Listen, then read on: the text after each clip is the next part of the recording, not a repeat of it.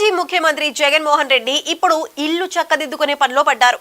జనవరిలో జిల్లా పర్యటనలతో కార్యకర్తల్లో ధైర్యం నింపి వాళ్లను ఉత్సాహపరచాలని, వలసలు ఆపాలని ఇప్పటికే నిర్ణయించుకున్నారు. ఇంకోవైపు కడప నగరపాలక సంస్థలో ఎమ్మెల్యే కుర్చీ వివాదం, కార్పొరేటర్ల ఫిరాయింపులు కూడా ఆయనకు చిరాకుగా మారాయి. అందుకే ముందుగా జిల్లాలో పనులు చక్కబెట్టాలని నిర్ణయానికి వచ్చారు.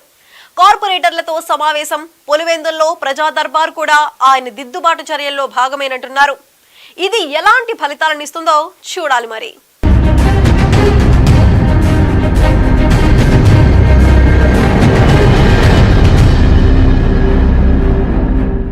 అవమానకరమైన ఓటమి చవిచూసిన తర్వాత కూడా మాజీ ముఖ్యమంత్రి జగన్మోహన్ రెడ్డి వైఖరిలో మార్పు లేదని కొంతకాలంగా ఆరోపణలు వస్తూనే ఉన్నాయి. పార్టీ మారే వాళ్లందరూ చేస్తున్న ఇలాంటి ఆరోపణలకు ఎంతవరకు ప్రాధాన్యమివ్వాలన్నది ప్రశ్నార్థకమే. అయితే ఇప్పుడు జగన్మోహన్ రెడ్డి నిజంగానే మారినట్లు కనపడుతున్నారు.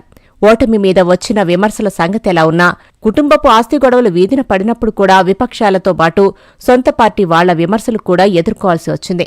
ఆయనకు అత్యంత సన్నిహితులు కూడా ఆయన తరపున వాదించటానికేమీ లేకుండా పోయింది. చెల్లి ఆరోపణలు, తల్లి బహిరంగ లేఖ జగన్ను బాగా ఇరకాటలో పెట్టాయి. ఇది తమ కుటుంబ వ్యవహారమని చెప్పుకున్నా ఫలితం కనిపించలేదు. గతంలో షర్మిలకు ఎలాంటి పదవి ఇవ్వకపోవటం లాంటి విషయాలు కూడా మళ్లీ తెరమీదకొచ్చాయి.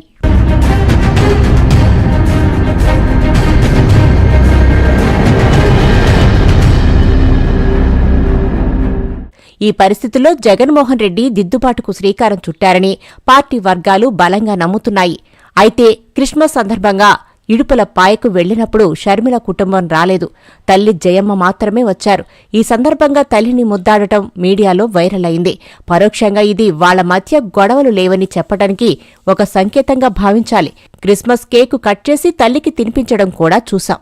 మొత్తానికి వాళ్ల మధ్య గొడవలు దాదాపుగా సమసిపోయినట్టేనని జగన్ ఈ పర్యటనలో సంకేతాలిచ్చారనే అనుకోవాలి.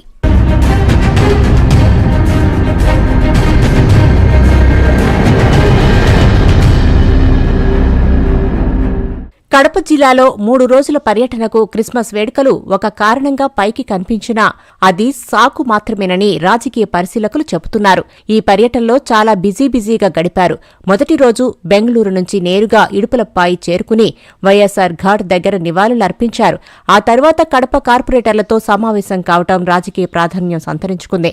కడప నగర పాలక సంస్థలో పాగా వేయటానికి అక్కడి టీడీపీ ఎమ్మెల్యే మాధవిరెడ్డి హడావుడి చేయటం గత 2 సమావేశాలలో కనిపించింది.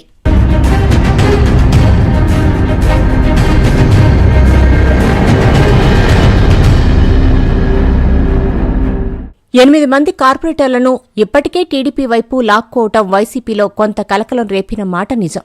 ఈ పరిస్థితుల్లో కడప మేయర్ పదవి చేజారకుండా చూసుకోవాల్సిన బాధ్యత వైసీపీకి అత్యంత ప్రతిష్టాత్మకంగా మారింది.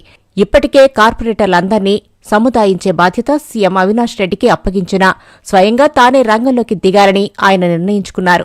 అందుకే కార్పొరేటర్లతో సమావేశమై వాళ్ల కోరికలు తీర్చడానికి, వాళ్ల భయాల మీద భరోసా ఇవ్వటానికి జగన్మోహన్ రెడ్డి సిద్ధమయ్యారు. ఇక మీదట ఎవరూ టీడీపీ వైపు చూడాల్సిన అవసరం లేదని చెప్పటం ద్వారా తాను అందరికీ అందుబాటులో ఉంటానన్న సంకేతం కూడా ఇచ్చారు. 2 కార్పొరేటర్లు గైర్హాజరైనా మెజార్టీ కార్పొరేటర్లు ఈ సమావేశానికి హాజరు కావటం ద్వారా వైసీపీ వైపే ఉంటామన్న భరోసా ఇచ్చారు. ఒక మాజీ ముఖ్యమంత్రి స్వయంగా ఒక్కొక్కరిని సముదాయించడంతో వాళ్లు సానుకూల వైఖరి ప్రదర్శించినట్టు తెలుస్తోంది.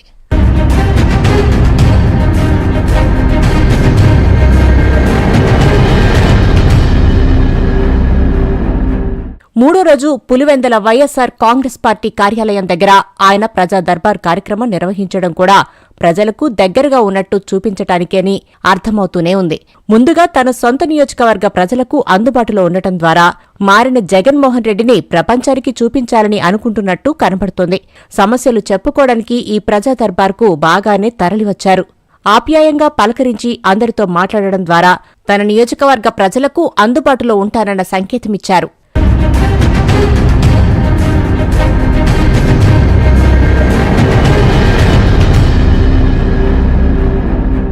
గత ఎన్నికలకు ముందు వైనాట్ 175 నినాదంతో కుప్పల్లో కూడా గెలుస్తామన్న ధీమాతో జగన్మోహన్ రెడ్డి దూకుడుగా వ్యవహరించిన సంగతి తెలిసిందే. అయితే అది ప్రతికూల ఫలితాలు చూపించింది. ఇప్పుడు కుప్పల్లో వైసీపీ జీరో అయిన పరిస్థితి కనబడుతోంది. ఇంకోవైపు టీడీపీ కూడా కడప మీద దృష్టి సారించడంతో కడపను కాపాడుకోవటం జగన్కు తొలి ప్రాధాన్యమైంది. కడపలో వైసీపీని కాపాడుకోవటం, వైసీపీ కార్యకర్తల్లో భరోసా నింపటం, మిగిలిన ఆంధ్రప్రదేశ్కు చూపించడం కూడా జగన్కు చాలా అవసరం. వచ్చే నెలలో మొదలయ్యే జిల్లాల పర్యటనకు ఇదొక పైలట్ కార్యక్రమం అయింది. ఆ విధంగా ఇల్లు చక్కబెట్టుకోవడం ద్వారా రచ్చ గెలవటానికి జగన్ సిద్ధమైనట్టే.